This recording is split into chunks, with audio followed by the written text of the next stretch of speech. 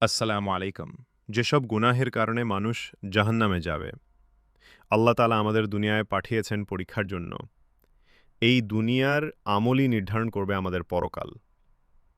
কিছু গুনাহ আছে, যেগুলোর কারণে মানুষ জাহান্নামে যেতে পারে।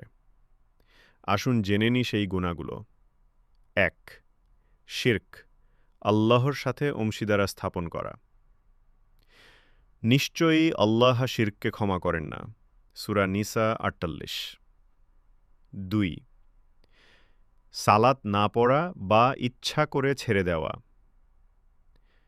তারা জাহান্নামে থাকবে, তারা বলবে আমরা নামাজ পড়তাম না।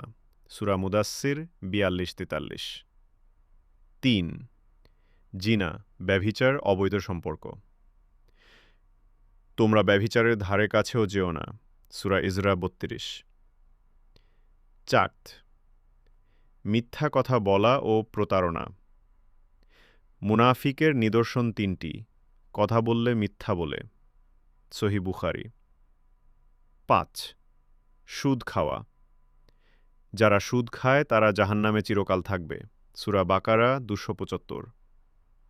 ৬. মানুষ হত্যা করা অন্যায়ভাবে।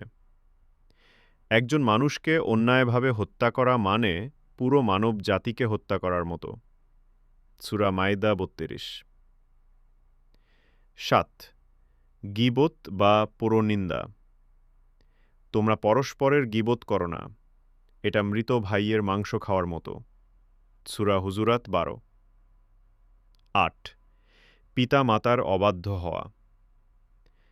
পিতামাতার প্রতি অবাধ্যতা জাহান্নামের দরজা খুলে দেয়। সহিহ বুখারী।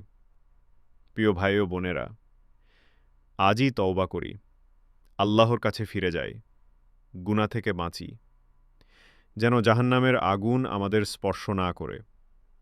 আল্লাহ বলেন, হে আমার বান্দাগণ, যারা নিজেদের উপর জুলুম করেছ, তোমরা